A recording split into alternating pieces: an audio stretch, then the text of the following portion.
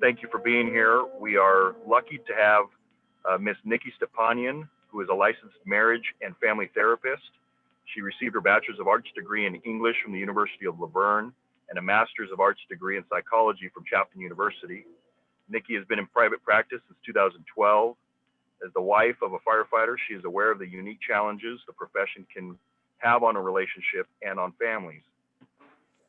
She also has experience working with the effects of compassion fatigue, accumulated stress, and workplace burnout, as well as PTSI and PTSD. She specializes in working with various forms of trauma, and she is a certified trauma therapist trained in EMDR, domestic violence, and crisis intervention stress management. I do believe Niki is also related to one of our employees, if I'm not mistaken. I do believe she's A.O. Stepanian's sister-in-law, is that right? Yeah, he's my husband's younger brother.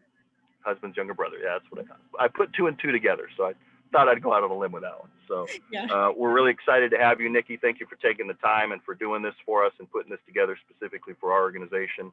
I can say that although the year's been challenging, our firefighters and our dispatchers, our fire prevention employees, our admin staff, everybody has really stepped up to the plate and made the best out of this year and really continued to perform at the highest of levels, and I couldn't be more proud of them. So I know that that's not done without support behind the scenes and families that support you.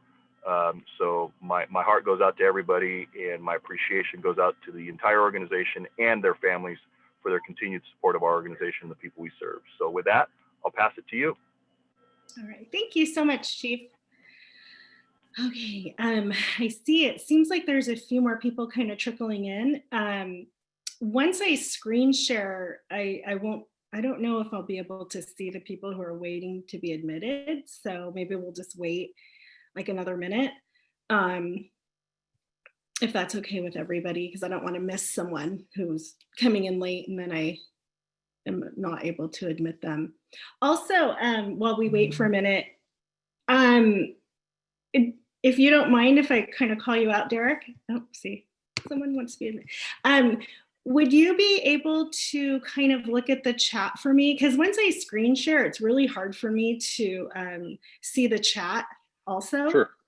Yeah. If you don't mind kind of helping me out, maybe you can if somebody, I know we're going to do a Q&A at the very end of all this, and we definitely set up time for that.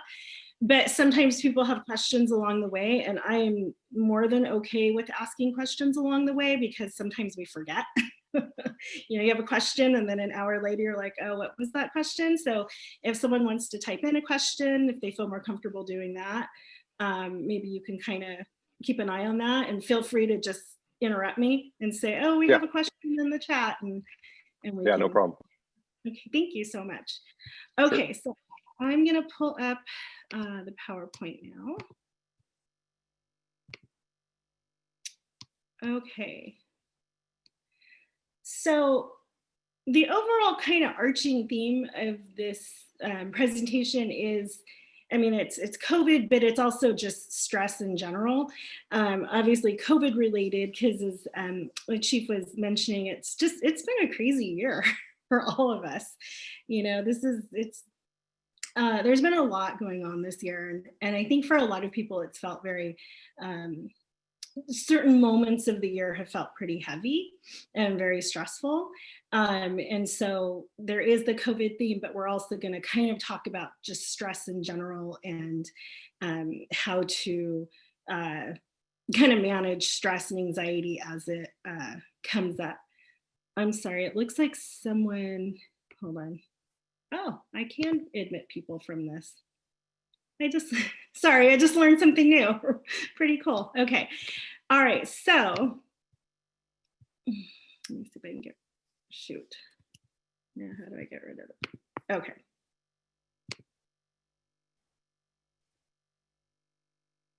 Okay. So, I think from March through now, we've experienced a lot of different emotions and feelings and stresses. And I think that, maybe some things that were more stressful in the beginning may not be as stressful now, but things that weren't stressful then are kind of coming up now. So it's, I think overall, like I was saying, a very, very anxiety producing stressful year, but I feel like the reasons for that have kind of changed throughout this year. Hold on. Oh, why is it not? Okay. So I'm going to just take a step back and talk a little bit about just stress in general. So two types of stress, there's eustress and distress. So eustress is like that little bit of stress that kind of ends up being good for us. You know, it tends to benefit us. It's very motivating. It kind of gives us that little, like just that little bit of adrenaline rush, some people describe it as, that kind of helps us to be productive, you know, a little bit of that nervousness that helps us think a little quicker, maybe react a little bit, you know, faster. So to some extent, you know, eustress is good for us. So a little bit of stress is good. A little bit of anxiety, it helps us. Now there's distress, which is that overwhelming stress, right? This is where it kind of crosses that line over into, it starts affecting our ability to function. And the way I kind of tend to describe it is, at its worst, it immobilizes us. So then we're finding that it's hard to get things done. So we go from, you know, a little bit that's very energizing and motivating and can actually, you know, benefit us, to at its worst, the opposite of the end of the spectrum is distress, which can be very immobilizing. So that distress is very closely related to anxiety, right? And we see anxiety in all these different ways this year.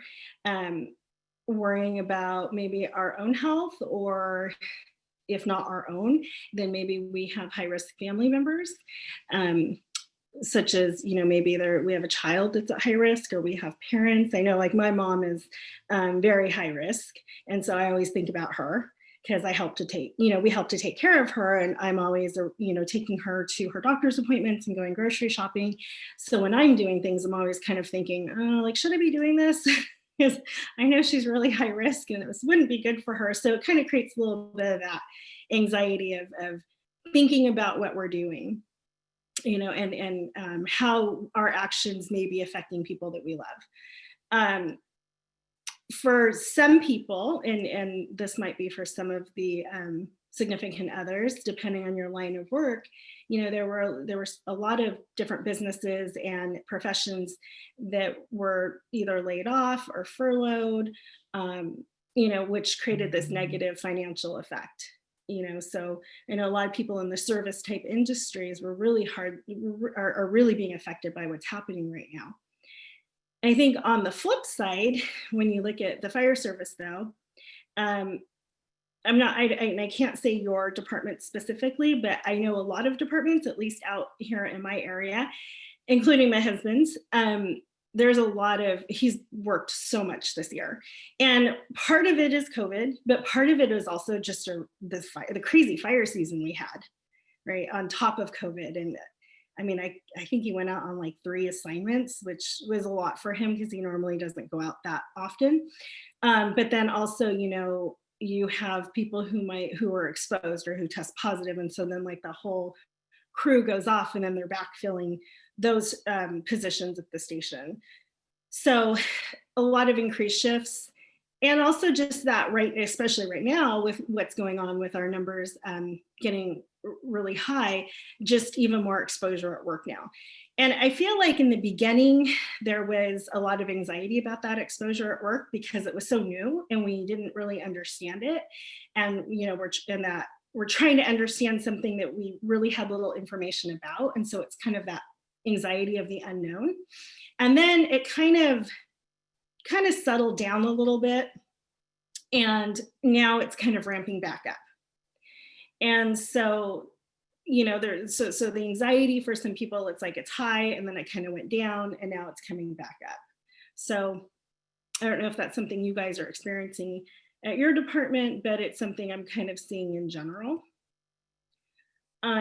Now, talking about anxiety, just as we were talking about eustress and distress, anxiety really is just the body's natural reaction to stress, right? It's like a little bit higher form. Anxiety is a higher form of stress. So it usually starts off with stress, and then if it keeps going, then it starts rolling over into anxiety. And just like with distress, too much of it can be detrimental to us. And it can actually be detrimental to our physical health. So it's not just emotional or mental health, but it's also physical health over time that it can really take a toll on. Okay, so just some normal reactions to stress and anxiety, having that uncertainty about whatever is happening, loneliness, anger, irritation, frustration, boredom, increased use of alcohol or other substances. This is actually something that we've been seeing a lot this year, unfortunately. Symptoms of depression. It's not uncommon for anxiety and depression to go hand in hand. And then also another thing that we're really starting to see, especially as this year has progressed, we're starting to see a lot more people with symptoms of PTSD. And this isn't just from first responders, firefighters, police officers. I work with healthcare workers as well.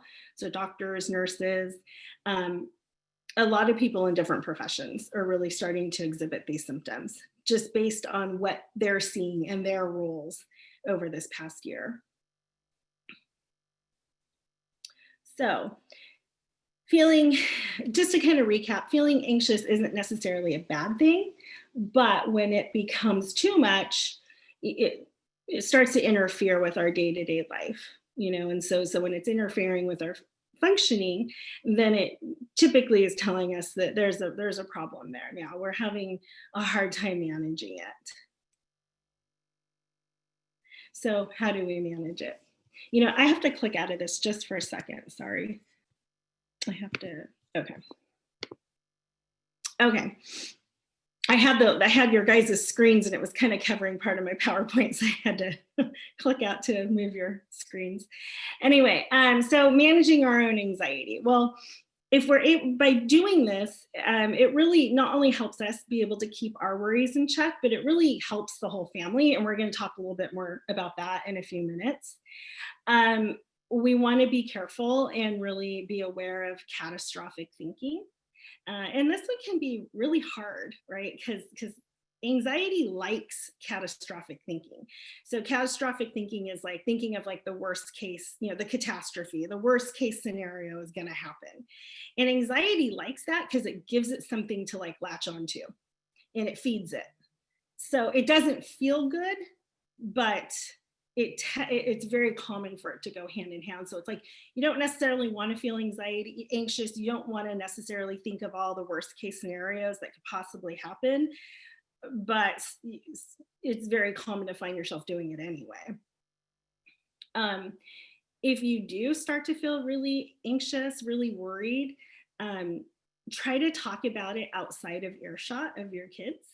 And we're going to talk a little bit more about this in a few minutes also, but our kids, they're very good, no matter how old they are, they're very good at picking up on our energy, on our vibe. And so when we're feeling very stressed, we're feeling really anxious, even if we don't verbally say it in front of them, they're going to feel it. So talking about it, managing our own stuff really does benefit them. If you're feeling really overly stressed, do something that's going to help kind of decompress your own self. So go work out, go outside, go into another room, take some deep breaths, take a shower, do some of these, do whatever you need to do to kind of get yourself grounded and centered again.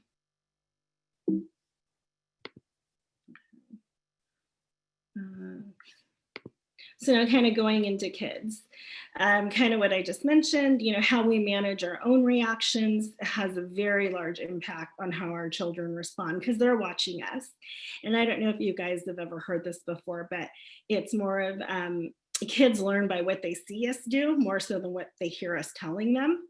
So we can tell them, oh, it's fine. But if we're not acting like it's fine, it doesn't really matter what we say, because they're watching how we are responding. And that's the messages they get from us are more on how we behave and how we respond, a lot more than what we're actually saying to them. I think it's important to remember when we're thinking of our kids that their daily lives have been completely disrupted also. And these are just a few of the ways that they have been. But if anyone's working at home, I know I am working from home right now, they're not used to that. Our kids may not be used to us working from home, or we're trying to work from home as they're trying to do school from home because school's been canceled for them. And so, so they're trying to learn a new way of doing something. We're trying to also, do our jobs in a different way. Vacations or maybe fun activities, sports, extracurriculars, a lot of things have been postponed. Or even, I think kind of worse is that some things like opened up and then they were shut down again. And so, so say sports, I know that this has happened, at least in our area, they were closed and then they were opening back up. And so if your kid was involved in a certain sport, they were able to practice again. And, we're starting to kind of get back into it. And now it's all being shut down again. And that's really hard. I mean, I think about, for us, like it's hard with restaurants, for a lot of us, I know it is for me. And you think about with kids, how much their extracurricular activities or their sports are part of their life. And to go from, not having it to having it to being told they can't have it again, it's really hard. Or not being able to see friends as freely, or maybe they can see some friends, because everyone kind of has a little bit of a different idea of, or different comfortableness with socializing and doing things. And so maybe they've got some friends that can come to their birthday party, but other friends can't because their parents, don't want them to. So for younger kids, it can be kind of confusing. Well, why can so-and-so come, but this one can't? Or why can't I have a birthday? I mean, just wherever you are wherever your comfortableness is on that spectrum, it can be confusing for kids. So I think it's really important to keep that in mind, that this is all affecting them as well. And then, I'm sorry, I have to, some people wanted or ask, trying to come in. Okay.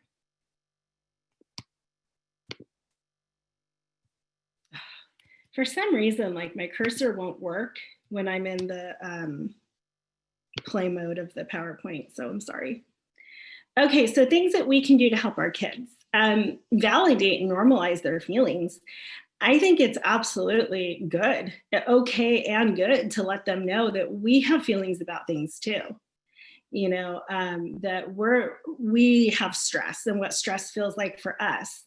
Because again, going back to that role modeling for kids, the best thing we can do is say, this is what's stressing me out, but this is how I deal with it. This is what I do. Let's find some things that will help you be able to, cope with your feelings. We're kind of teaching them how to emotionally regulate by letting them know that first it's okay to have the feelings, and now we're going to find some things to help you with those feelings. Staying calm. And this one can be really hard when we have a lot of stress going on for whatever reason, whether it's COVID, whether it's, any normal life stressor.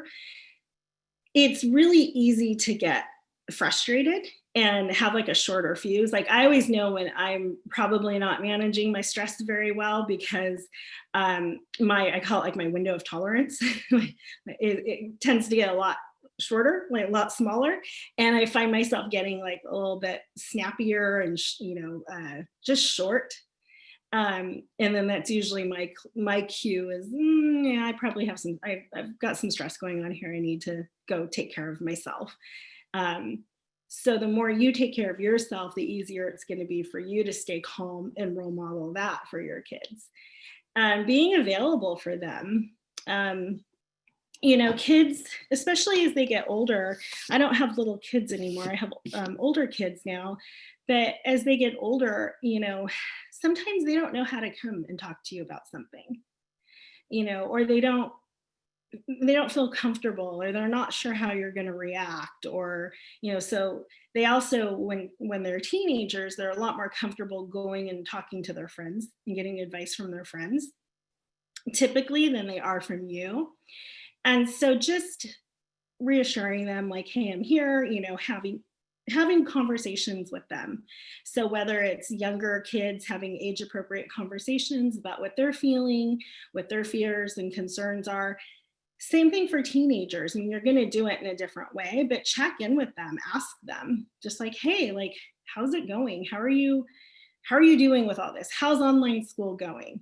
I mean, I know for my younger daughter, who's a junior in high school, well, she has ADHD, so we have a little bit of a different kind of thing happening with her, but I have to check in with her at least once a week. Like, how are those assignments going?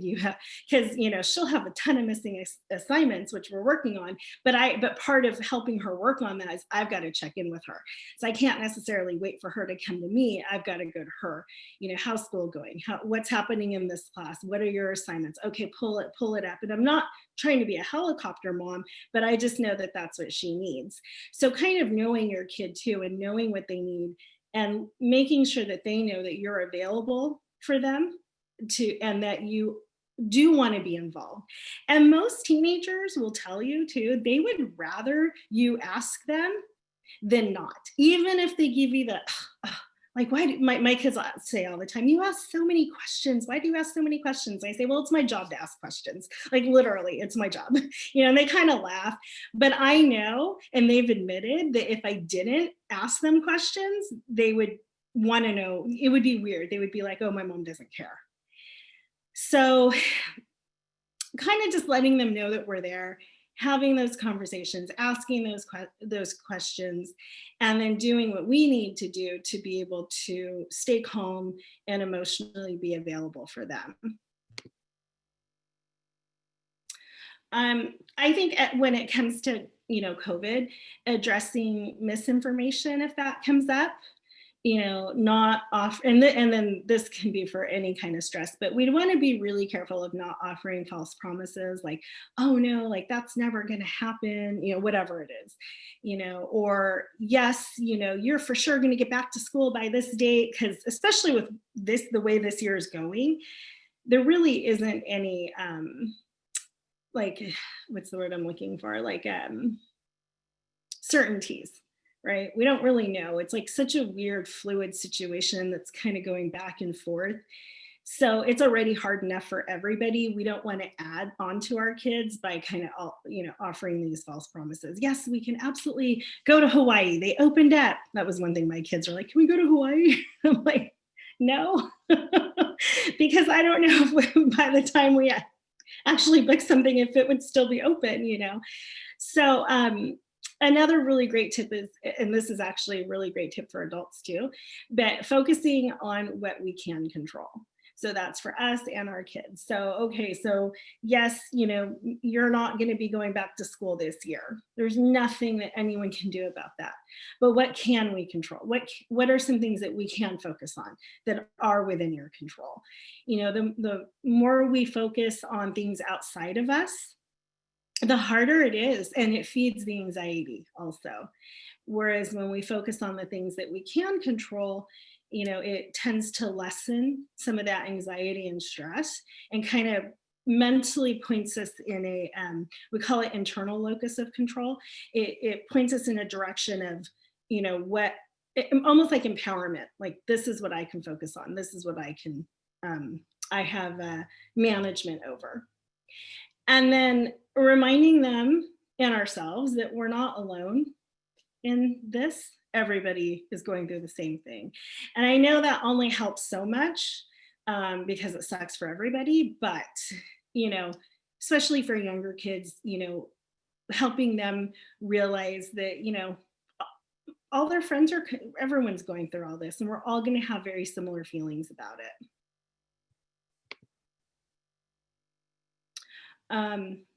So just using social media, I know depending on how old your kid is, this is such a blanket, like such a big umbrella of a screen.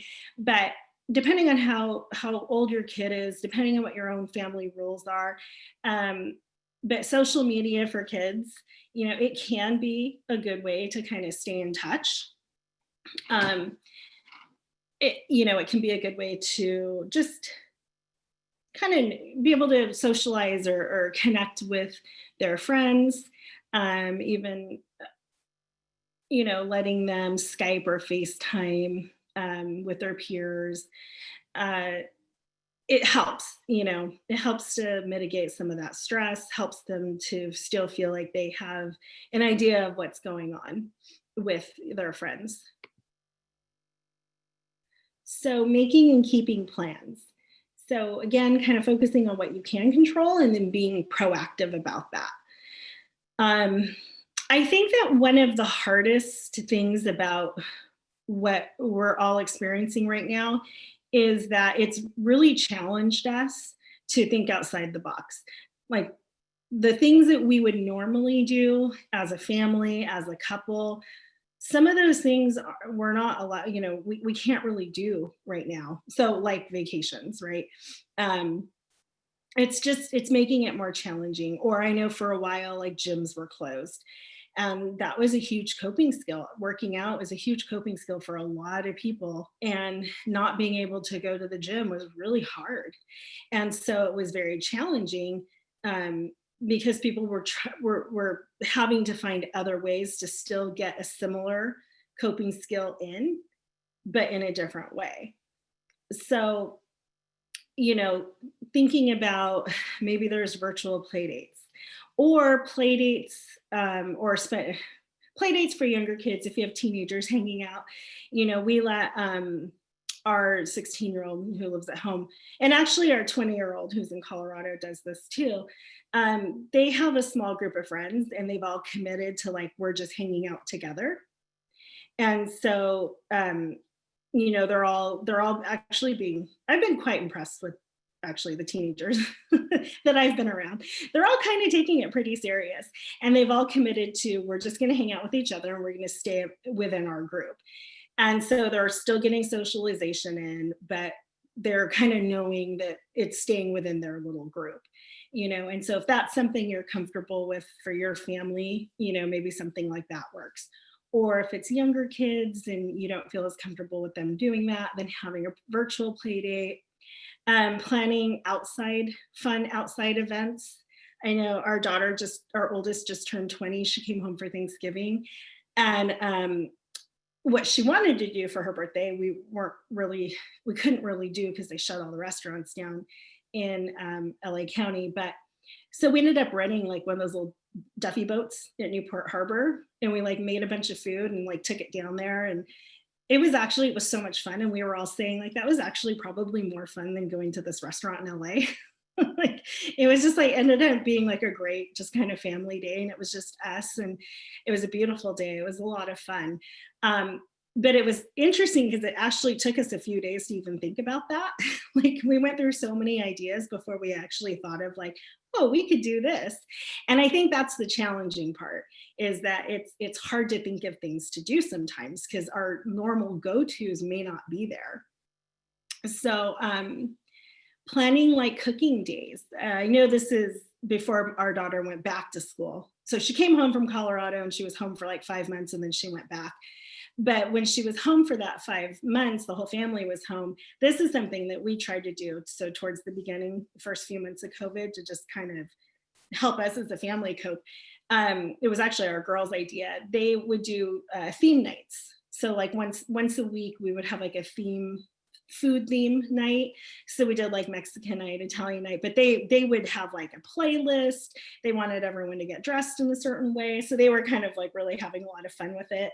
And we started playing a lot of games actually. And it was really fun. And we hadn't really done that in a long time. So started ordering a lot more board games because we had lost ours over the years, and started playing a lot more games. And then we started doing, I'm sure some of you know of Kahoot. They use it a lot in school. So the girls started saying, well, let's make a Kahoot game. And questions about ourselves that we think like everyone else in the family may not know. And so we kind of like test each other's knowledge about each of us. It was kind of fun. And of course, we're kind of competitive. So we had a lot of fun with it. But anyway, so kind of just trying to think outside the box there. And it's been hard. So again, going back to talking to your kids and keeping them in the loop, right? But keeping it simple, especially if they're younger. They don't necessarily need to know everything that we may be going through. So if we have financial concerns or worries or whatever it is that we're going on, they may not need to know all those details, but kind of letting them know that in an age appropriate way that maybe there is something happening and what you may need from them. Also, unless asked, it's really good not to volunteer information that may create excess worry for them. And again, this is all very dependent on how old your child is and, kind of your own family dynamics. So sometimes, especially right now, sometimes it's good to give in a little bit. I remember when my kids were little, I always thought, I feel like I need to sometimes just pick my battles. And I feel like this year has definitely brought that to fruition, right? Sometimes picking the path of least resistance can be a good thing. There's this general kind of higher stress that's happening. And, sometimes just giving in a little bit is just makes it a little bit easier for everybody. Being reasonable is really important, having realistic expectations, and not just for our kids, but for ourselves too. Realizing that we're all dealing with a lot here. We've had so much change just in the past, 8-9 months. Our lives we've gone through a lot. And so checking in and saying, we are not living normal life right now. So our expectations for ourselves and our kids, are they realistic for what we're going through right now? And then remembering to be kind, be kind to our kids, be kind to ourselves. Okay, sorry, someone is trying to be let in. Shoot. Oh. Went away.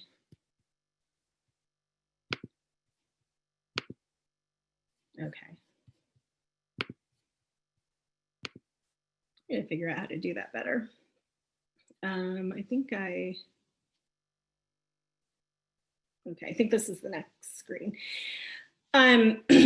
It's more than okay to accept and ask for help.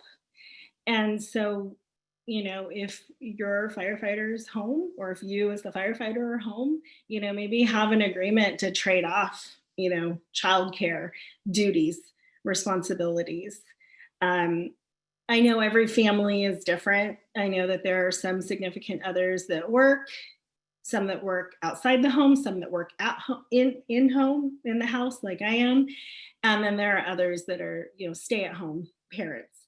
So whatever your dynamic is, I would say have a conversation about what you can do to help each other, and kind of agree to, maybe trade off some of those responsibilities when you can.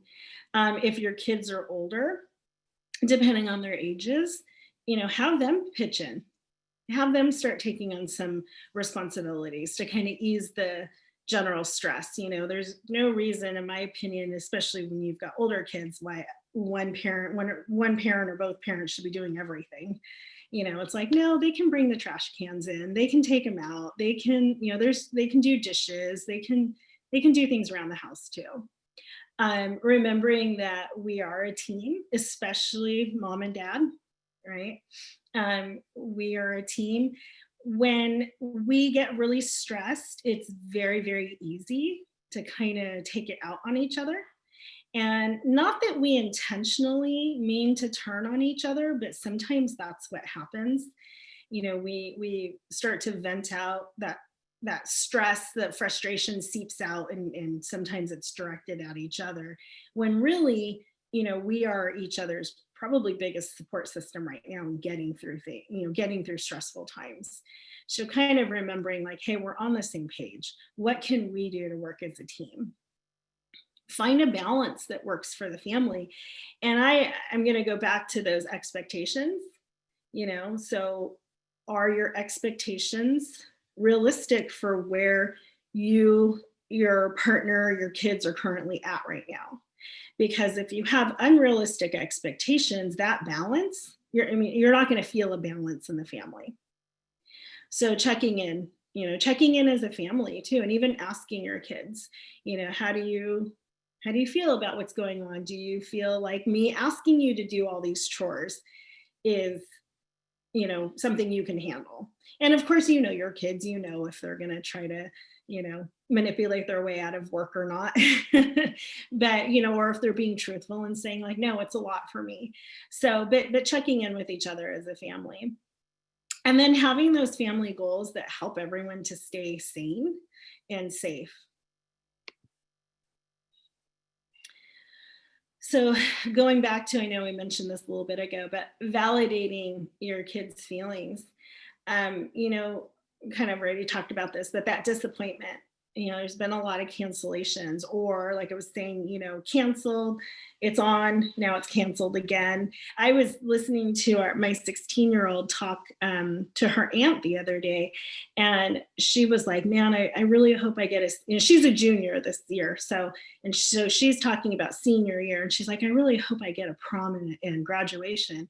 And I actually had no idea that she was even worried about not having normal life in 2022. And so I was a little surprised by that, because, she was like, man, I hope I get that. So I think that they're experiencing a lot more stress, anxiety, disappointment, fear than maybe sometimes we realize. Giving them room to share their feelings is really important. I know as parents, we're all different, but it's easy as parents to kind of want to jump in right away and fix something for our kids, right? Like, oh no, don't feel like that. Or it's okay, just do this. When we do that, and even though I think it's coming from a good place, because we feel like we want to help them, or we don't want them to feel whatever it is they're feeling. Like, we don't want them to feel anxious. We don't want them to feel fearful or stressed out. So we're trying to help them. But sometimes what can happen is what is done with good intention can feel very invalidating and dismissive to them, because they're people too. And sometimes we just want to be heard. We just want someone to listen to us. We don't want to be told what we should or shouldn't be doing. We don't want to be told how we shouldn't be feeling like that in an indirect way, right? Oh, don't feel like that. It's going to be fine. So giving them just a platform to talk about whatever it is they want to talk about and share whatever feelings they have, without, and kind of holding ourselves back a little bit and allowing them to talk and just really listen and hear what they're saying. And then we can kind of, after they've shared, maybe some reassurance is the right thing to give. Maybe just sitting there and saying, I know it really sucks, I feel the same way, is what they need. But at the end of the day, I think that being able to let them know that we have confidence in not only their ability to be resilient, but also ours, and then role modeling that, like, okay, yes, it's a stressful period. It's okay to be stressed. It's okay to be anxious about what's happening in our world. It's okay to have fears, concerns over the uncertainties. All of that is okay. These are the things we're going to do to try to get through it. So that's kind of really what the resiliency is. It's not having those feelings. It's knowing that little voice in the back of our head that says, I don't know how I'm going to get through it, but I will. So that's kind of what we want to tap into ourselves and then try to foster with our kids. Okay. So we kind of talked about discussions already, but don't be afraid to have these discussions with our kids. kids, especially younger kids, they tend to worry more when they're kept in the dark, so to speak, because this is all people, not just kids. Adults, we do it too. In the absence of communication, we're going to fill in the blanks, and we're going to fill in the blanks with assumptions. Our kids are going to do it. We as adults do it. And usually our assumptions are going to be negative, and they're usually not even going to be right. And so we can create this whole narrative, this whole story in our head about something just because we don't have all the information, because it wasn't communicated to us. So again, with kids, everything is age dependent, right? So what you're going to tell a 5-year-old is going to be very different than what you tell a 15-year-old, so, or a 20-year-old. So knowing your kid, knowing their age, giving age appropriate information. So not addressing things, I know on the PowerPoint it says the virus, but really it's just not addressing anything that's going on right now, whether it's virus related or not, can actually make kids worry more. Goes back to that kind of feeling kept in the dark. So we just want to try to convey facts, but probably even more important is just set the emotional tone. So if they see us freaking out, then they're more likely to go, oh my gosh, this is something that's really, really super scary and we should be freaking out over it too. Versus like, okay, yes, we're all feeling like this, but what are we going to do? Okay, let's focus on what we can control. Let's focus on the facts. Let's focus on what we can do to manage. So kind of talked a lot about this already, but age appropriate conversations, taking cues from your kid. So if you see that what you're saying is really stressing your kid out, maybe stop and just check in with them and say, you look like you're really stressed right now. You look like you're really frightened. Is that how you're feeling? And then maybe give yourself a minute to kind of rethink what you're talking to your kid about and how maybe you could word it differently. Again, I know I keep going over this, but dealing with our own anxiety and stress is really important. Be reassuring when it's appropriate, and focus on what you're doing to stay safe.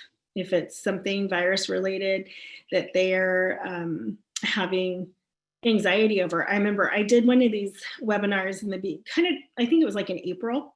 So it's towards the beginning of all of this. And someone had asked a question about what they should tell their little girl, because she was taking in all this information that she was hearing around her and had come to this conclusion. And I want to say she was like 6 or 7, something like that. But she had come to this conclusion in her mind that all germs were bad and could kill her. Right. And so then the mom was like, what do I tell her? And so I'm like, all right, well, let's talk, you have to tell her that there's different bacteria, there's different germs, some are good, some aren't. This is what we're doing to stay safe from the ones that aren't, So kind of checking in, seeing where your kid is at, how to talk to them as far as their, age, what words to use, and then just having that reassurance. Okay. So tolerating uncertainty. This is a lot easier said than done for most people, but it's like learning to be comfortable with being uncomfortable. It's a really great thing to do, but it definitely can take some time. Some things we can do to help with that, though, is don't necessarily try to make the fear go away. Sometimes, or even anxiety, I actually work a lot with anxiety. A lot of my clients come in for anxiety and trauma-related anxiety. And usually at some point within the first few sessions, I always kind of set the expectation there that the goal is not to never have anxiety again. It would be impossible. The goal is never to be fearful, to never have stress. Those are all natural, normal feelings that we are going to have because we're human. So, that kind of goes along with this. Like, we don't want to try to make something go away that can't go away, because it's a normal, natural human feeling that we all experience. It's more about managing it when it starts to go from that eustress to distress and it starts to interfere with our functioning, recognizing it, knowing what we need to do to kind of bring it back down. Being aware that our anxiety usually can inadvertently be passed down to kids. And again, because they're picking up on that energy from us, even if we're not directing it at them, but we're just this like little ball of anxiety rolling around going, oh my gosh, they're going to feed off that. They're going to feel that, especially when they're younger. Show your kids, going back to role modeling, showing your kids how to react to stressful times, and then going back to that first bullet point of not making the fear go away, and I'm going to say anxiety, we don't want to role model to our kids that you never want to feel stress, that you never want to feel anxiety, you never want to feel sad, you never want to feel scared. That's impossible. It's better to role model, okay, when we do feel like this, these are the things that we can do. This is how we manage these feelings. And then you're helping your kid create, emotional regulation that they're going to take with them into adulthood. Being mindful of the present is really a great tip, especially when you're talking about stress and anxiety, because it's very easy to, anxiety wants to always focus on what hasn't happened yet. Well, what if this, what if that, what if this, right? That catastrophe type thinking, well, this is going to happen. We're always kind of predicting the future with anxiety. So being mindful of bringing ourselves back to know this is the present. I don't know what's going to happen tomorrow, but I do know what's happening right now. And then it kind of helps to give some of that control, because you can't control what has, the future, right? So it's out of our control. It's that external locus of control. But instead, okay, well, what can I control? Well, I'm in the present right now. I can control how I'm managing what I'm feeling. I can control doing something for myself, helping myself decompress, some self-soothing, whatever it is we need. Okay, so learning how to stay calm. Just I think being aware of the information that we're taking in. There's a lot out there. It can be very overwhelming.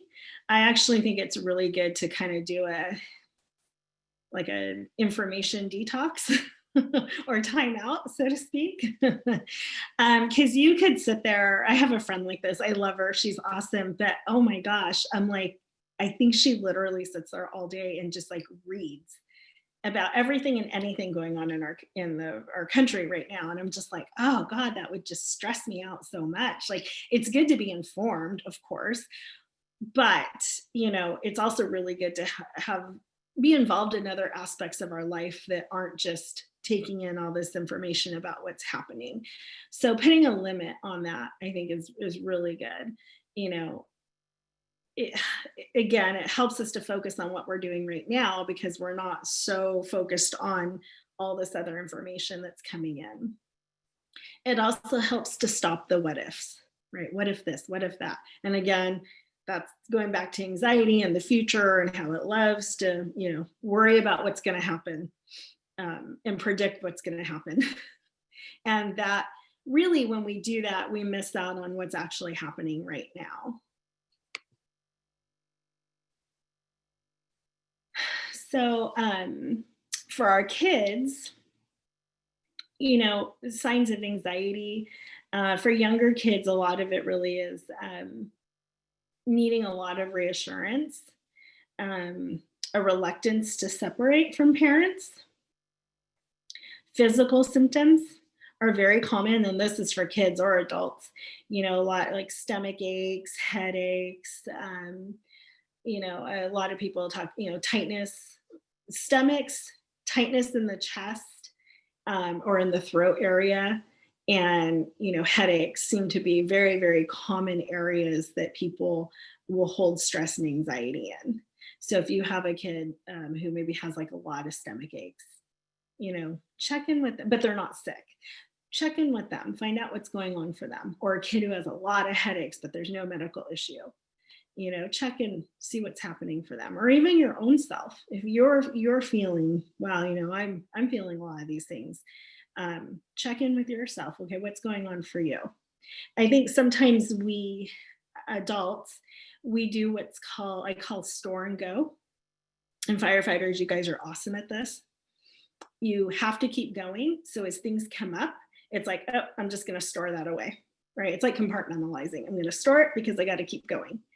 But eventually, all that stuff that we're storing, if we're not at some point going back and kind of like unpacking that and sorting through it and kind of getting rid of what we don't need to store, it'll start to manifest itself in these different ways. And physical symptoms is a really common way that it will start to manifest itself.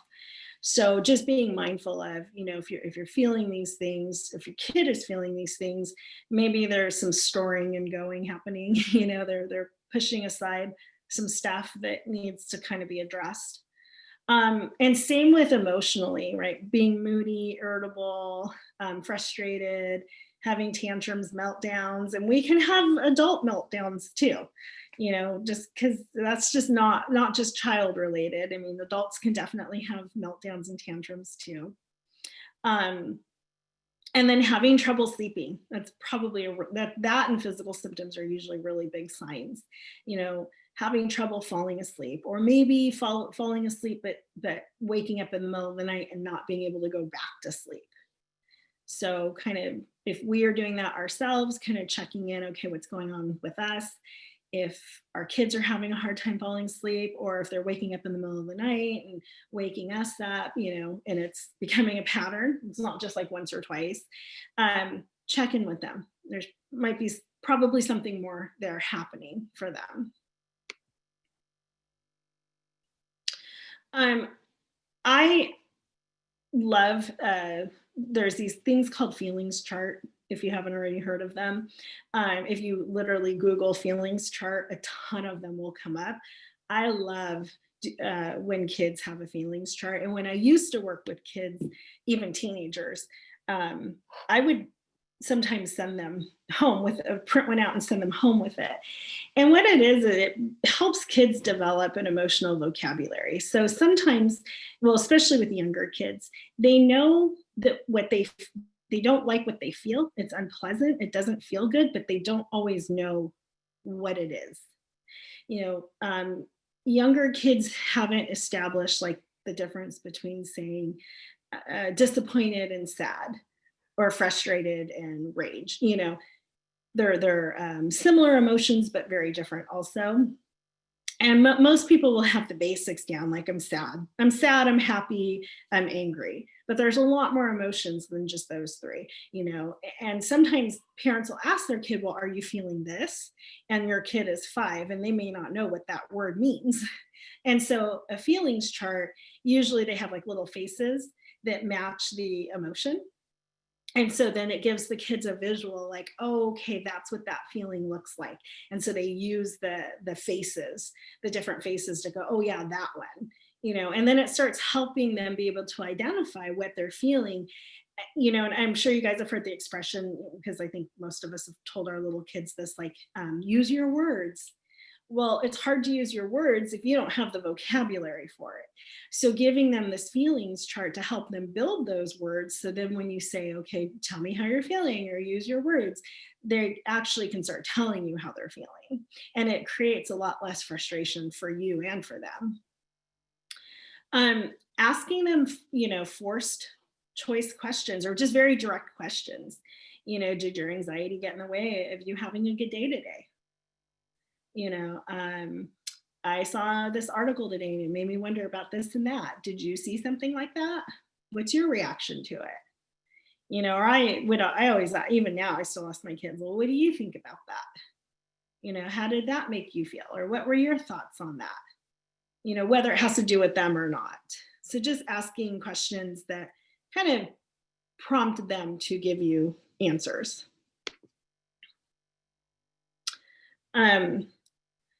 Helping kids having structure. And I think that's been one of the challenges with a lot of kids going or not being back in school.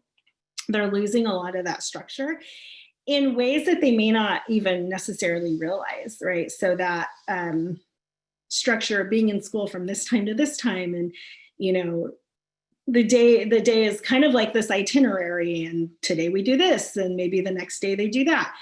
And I'm not sure, I know each school's doing it a little, or each district's doing it a little differently. I know my daughter's high school district, they're doing a very shortened day, like a block schedule. So she only has class for like 3.5 hours a day, and they're just kind of going through it pretty quickly.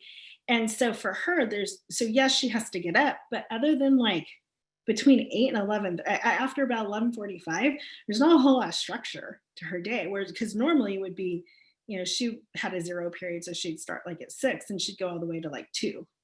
And then she would have her extracurricular sports and activities and stuff after school. So a lot of that is not there right now. And so helping them come up with some sort of a routine or a structure, you know, and even like with teenagers, get up, take a shower, get dressed. So I've seen so many of them will just like literally kind of stay in bed. You can, I guest spoke in my daughter's psychology class for her teacher, a couple of his classes. And I was looking at all the kids on Zoom, and I'm like, oh my gosh, so many of them are like literally laying in their bed. Like you could tell like they just woke up and like turned on their computers. So making them like get up, take a shower, get dressed, sit at a desk, you know, all these things are really, really helpful. You know, we want to give reassurance, but we don't want to give too much either, right? So we want our kids to know that we are there for them, we can get through this, but we don't want too much, can kind of create anxiety too. It can kind of make them question if you really do believe what you're saying. Like, you're saying that a lot. Like, I'm not sure how much I really believe that. So we want to be careful of that. Again, focusing on what we can control, practicing that mindfulness of being present, keeping our own emotions in check. And then also, I think for kids right now, looking for the positives. So maybe the positives are not as big as they were pre-COVID life, but pointing them out. You know, hey, thanks for doing those chores. So making sure we're kind of giving compliments. We're giving attention to the good things that they're doing. So you feel like you're doing a lot of yelling. This may not necessarily apply to everybody, but not uncommon right now either. So if you feel like you're doing a lot of yelling, again, another sign, check in with yourself. I know for a lot of people, things are much more stressful right now. So monitoring what we call like your big 3. What's your diet look like? What's your activity level? And what's your sleep look like?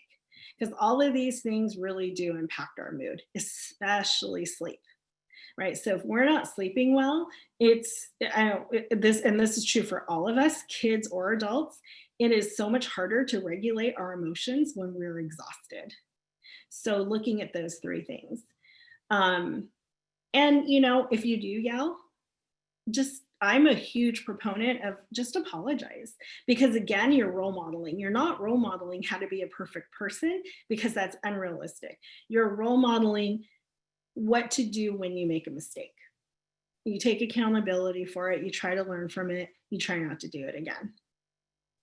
So, and then just being honest when you're feeling off, like, hey, you know, I'm having a bad day. Everyone's allowed to have a bad day. You know, your 5-year-old's going to have a bad day, and, you know, your 65-year-old parent's going to have a bad day.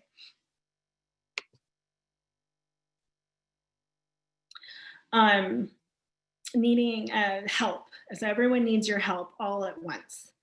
It can feel like this sometimes, especially as a parent, like you've got, you know, 15 different people, you know, you're a family of 4, but yet you feel like 15 different people are pulling at you all at once. So prioritize, you know, first, is everyone safe and are their basic needs being met? You know, it'd be the first priority. Okay, yes, it's nothing like that. Well, then structure your day with what can be realistically accomplished. You know, looking at schooling too, you know, schoolwork, is it, and again, I know this is so district maybe even teacher dependent, but the amount of schoolwork, is it realistic for your kid? Is your child having a hard time doing the work required? If so, talk to their teacher. I know, at least in our experience, teachers have been really, really understanding and have been really great. I know there was a week where my daughter just had a really bad week. It just kind of all mounted up for her, and she was feeling very overwhelmed and stressed out. And so she reached out. I mean, I encouraged her to reach out to two of her teachers, and she did. And they were like, no problem. You can have some extra time to get some of these things in. And so I think most of the time, just reaching out to to your kid's teacher if they need some extra help or extra time, seems like teachers are being pretty responsive to that. And then just realizing too, there's going to be a lot of trial and error. There's a lot of trial and error for the schools and the teachers, as well as for us and our kids. So what happens if you're the one throwing tantrums or having the meltdown? Share your mishaps if that's appropriate. Try to find humor in the situation. Think about what can you do to rein yourself in. If you feel like you can't stop, you need a timeout, like go take one, go into the other room.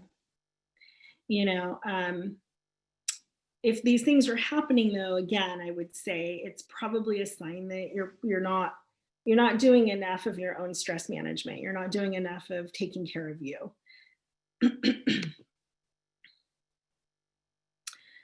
So what if you have little kids and they're not quite tech savvy? Just remember, be patient. They're learning a new skill. Try to go over the technology together, work through those, worst case scenarios, create a plan of what they can do if a problem arises. And I, again, always recommend just talking to your teacher. It's a lot, especially for younger kids, at least from what I'm hearing from clients and friends, who have kindergartners, first, second graders. It's a lot, especially if it's a school that is like my niece, her school is having them literally be on the computer all day, like a normal school day. And she's having a really hard time with that. That's a lot of screen time for an 8-year-old. So kind of just realizing where they're at too. And then when stressors surpass coping, look at your support system. So your family support, your friends, peer support. I know your department has a great peer support team. And I think, if I remember correctly, I think were you guys gonna kind of set something up for like the families as well? Or am I mixing you up with a different department? No, not when we did the thing for the spouses last year, which hopefully we can do again next year. But the only thing we have set up so far is for the new recruits coming out. Okay. I actually just remembered, I got your department mixed up. I think it's down in San Diego. San Diego is actually setting up like a wives peer support team. So anyway, that's what I got you department mixed up. But anyway, but just looking for, friends, family, reaching out to, support there. If if your religion is a part of your life, reaching out to pastors, clergy members, people there that you trust, you feel safe with in talking to. The counseling team obviously is being your EAP. We have many therapists who are available for you to be able to make an appointment with. And then they kind of added this screen that I guess they wanted me to just go over quickly, but just some of the really common reasons that we see, like with our departments that we work with, the most common reasons for people who are reaching out for our services: addiction, anger, anxiety, career, work-related, critical incidents. So something happens, and sometimes it's not even necessarily the firefighter, but and it can be, but like, how it impacts the family too. So sometimes we'll have family members come in following a critical incident. Depression, family issues, grief, marital issues, and stress. Those are the most common reasons that are, clients typically come in to see us for. You guys may already know this, but I'll just go over it again. So our contract covers the employees and their immediate family members. You don't need to have a referral. You can just call us directly to make an appointment. If you're unsure and you feel comfortable, you can always go to someone on the peer support team to ask them what to do. But I think you had Derek, I think, did you have like something in you, or you were going to have something in every station with all the information? Yeah, we have information. We have the bulletins up at every station with the peer support members and their numbers, and then obviously the counseling team's contact information. Yeah.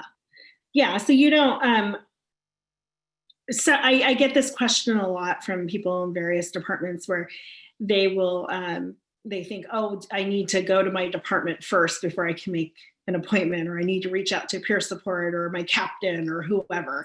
And you don't need to. You don't need to reach out to anybody in your department. You can literally call the counseling team, say you want to make an appointment. They'll ask a few questions. They'll ask what department you're from, just to verify that we do contract with that department. And then, they'll get you set up. So it's pretty easy. You don't need to reach out to HR. It's not like an insurance company with us. We're not insurance, so you can just reach out to us directly if you want. This is our website. We have a little bio for every therapist that works with the counseling team. We're all independent contractors, so which the benefit to that is a lot of us have our own offices, and we have offices, there's offices everywhere. So all of us who contract with them, like my office is in Rancho Cucamonga. So, anyone that lives around Rancho Cucamonga can come in and see me. Although I think a lot of us are doing telehealth right now. So the benefit to telehealth is you can see anyone anywhere.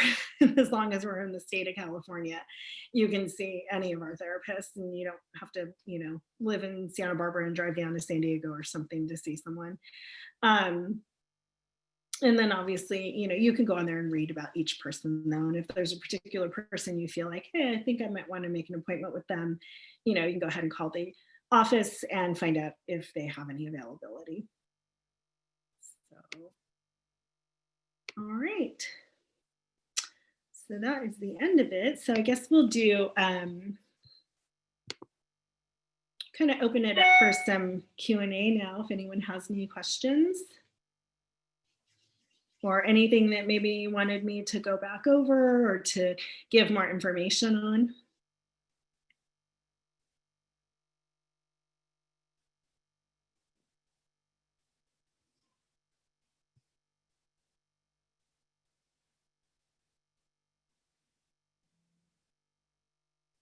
Or was there something that you were hoping was going to be discussed that wasn't discussed?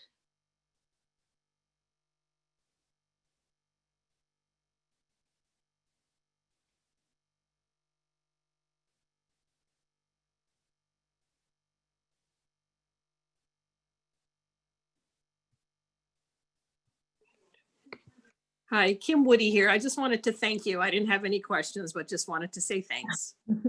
Thank you.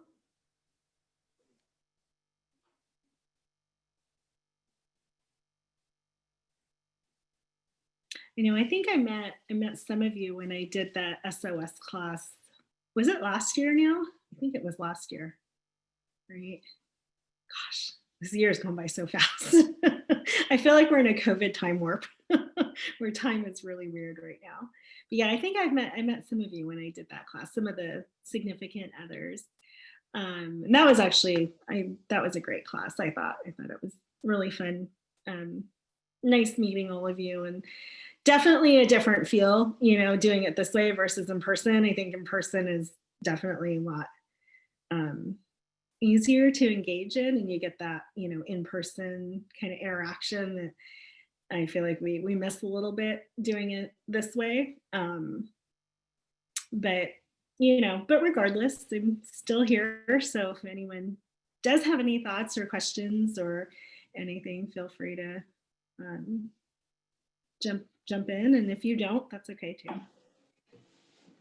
Thanks, Maria. This is Hope Burgoose. I just wanted to say thank you. I was at your the class you did for the wives and significant others last year, and it was really great. Thank you for putting this together. I know it's not easy over Zoom probably for you, but thank you.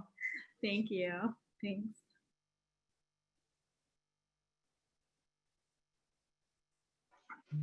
Niki, can you talk to, can you hear me?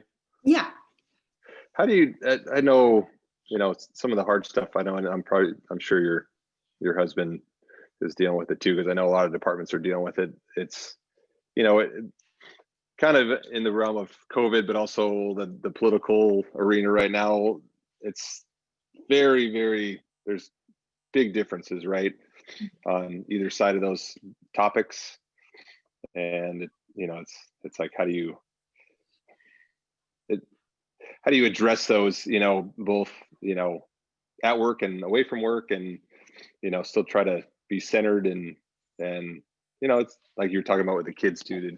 The kids see that side of it, and every time you turn on the news, there's very strong opinions on either side. So it's like, what's your recommendations for some of that? Okay, I want to make sure I understand what you're saying. You're asking like how to talk about political differences? Is that what you mean? Or yeah, that and the COVID stuff, because it's there's very strong differences on that too, as far as like what people's beliefs are, and it is what it is. But I guess more so like how to talk to the kids about it without really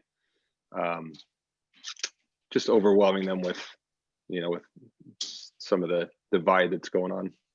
Yeah, no, okay, yeah, no, I hear what you're saying. I mean, I think a lot of us kind of know that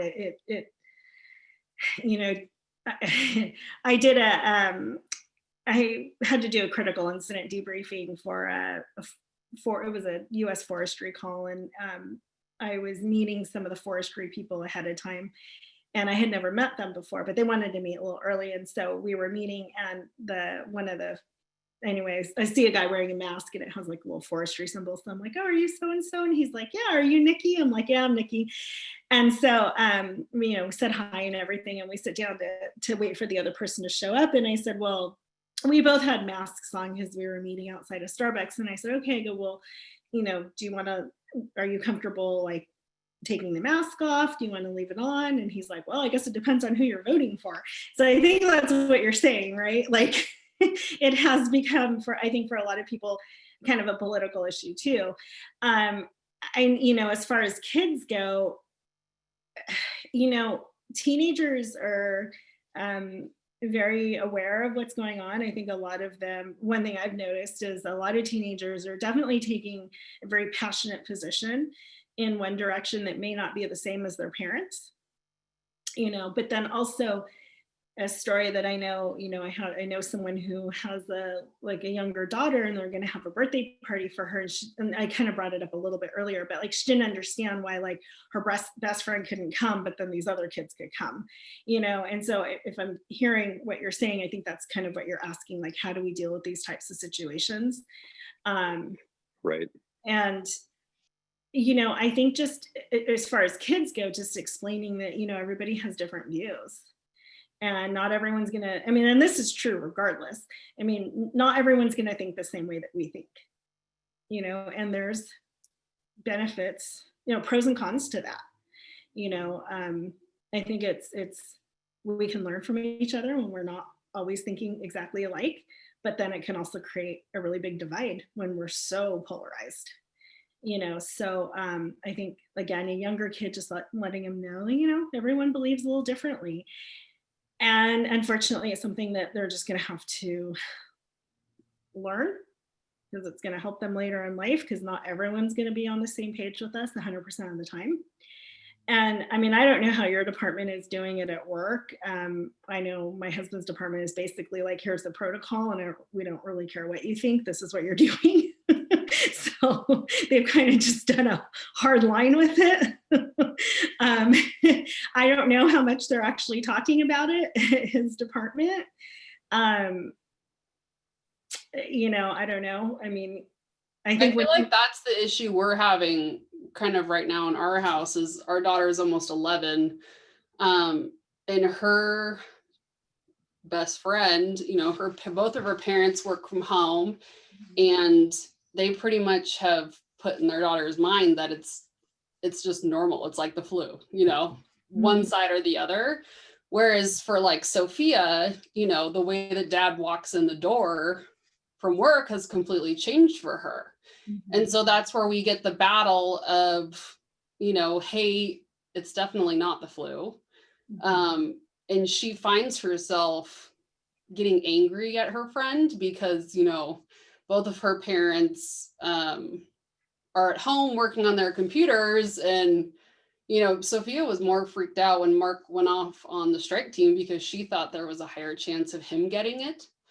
And like my son and I, we're both high risk, so we take it more seriously than our good friends do. So that, like, for us right now is the battle. Just we're dealing with her anxiety, but then she's like got her friend in her ear constantly, like, oh, it's fine. But she's like, dad stands outside the front door and waits to have like take his temperature just so he feels okay coming in, knowing that Logan and I are both at, you know, if we get it, it's scary, you know. So that's kind of where our battle is in our house right now.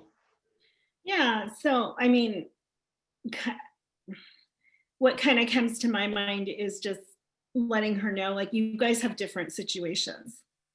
So maybe, you know, they're not high risk, they're not going out as much, they're home. And so, you know, maybe they're able to look at it a little differently versus maybe if they were in your shoes, they would view it more like you guys do because you have a husband who is at increased exposure on top of you and your son being high risk.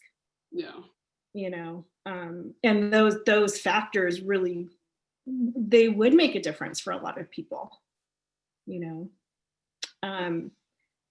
I know I had to take my mom to the emergency room. She slipped and fell a couple of weeks ago. And I took her to the doctor, hoping to avoid the ER. Take her to the doctor. Doctor goes, no, you got to take her to the ER because they were afraid that she broke her hip. And so I'm like, oh, dang it. It's like the last place I want to be right now. I was, and I like kind of know some of this, you know, just, I mean, I'm working from home. So in some ways I'm in a little bubble, but I hear like, you know, what's going on. I get information from my husband and whatnot. But going to the ER and seeing it was pretty crazy. It was actually really scary. And not that I didn't believe in the virus. I believe it's real and I believe that it is affecting people, but just to actually see it, it was crazy. They put her in a wheelchair and they asked me to go back to help her wheel her back for the x-rays. And so they had all the non-COVID people outside under, like in a parking lot, basically like this makeshift outdoor parking lot. And then we had to go inside through the ER to get to the x-ray department. And they literally had people in every open space that they could find. People were in chairs, like hooked up to IVs, like laying in gurneys on the hallways. I mean, I was like, oh my God, this is crazy. You know, now I guess to somebody else who maybe works in a hospital setting or, you know, for first responders who are going to the hospitals and you're seeing it, it may not feel as shocking, but for other people who, you know, I'm kind of thinking of like your friends who are kind of in this little bubble, you're not exposed to that stuff. It's easier to kind of be in denial about it, I think, if that makes sense. Yeah, no, it definitely does. Yeah. So. And that's the hard part. Like we try to explain that to her, but it's just, I don't know. I feel like we need to have one of those hard conversations with our friends, not to tell them how to parent, but not to like, because she's just in her ear constantly and is like, why aren't you doing this? Why aren't you doing that? What, you know, and we're like, sorry, girlfriend, you know, and then it makes me feel like mean mom because her friend's off doing stuff. And I'm like, no, we're just, your brother's your friend right now. Yeah. Whether you like it or not, he's your only friend right now. Yeah. So I don't know, try.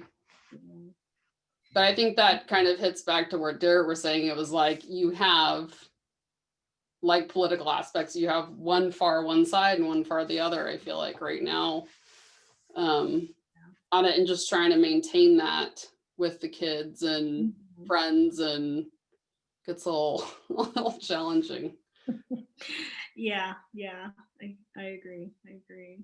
Has anyone else kind of experienced something similar that they have found a good way to kind of work with that, like what Heather's kind of describing, as far as the kids and different family kind of outlooks on it?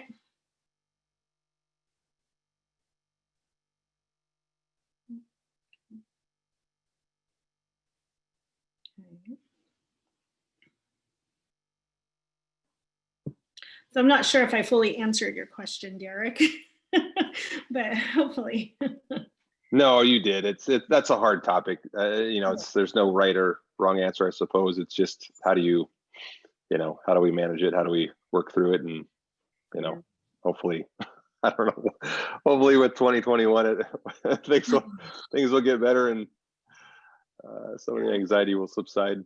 Yeah, but I do think that all of this stuff, right? And I was purposely trying not to touch on politics, and I'm not going to go into it right now necessarily, but that is another layer, right? No matter what side you're on. So it's just all of it. It's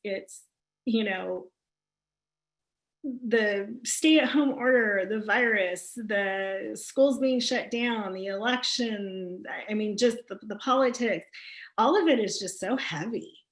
And life hasn't stopped, right? So life is actually, we're still going. So we're still dealing with, raising kids and going to work and paying bills.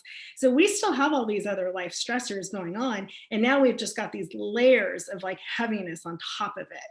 And so it just tends to make everything feel a little harder, I think. And the other thing is, trauma triggers trauma.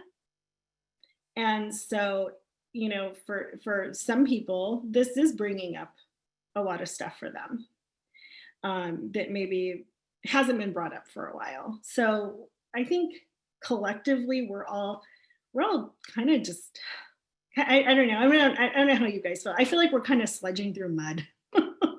like we're doing one of those run muds and we're just trying to get to the end, but we just can't quite get there fast enough.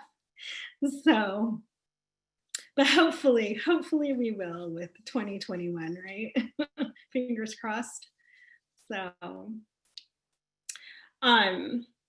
does anyone else have any other comments or questions before we wrap it up?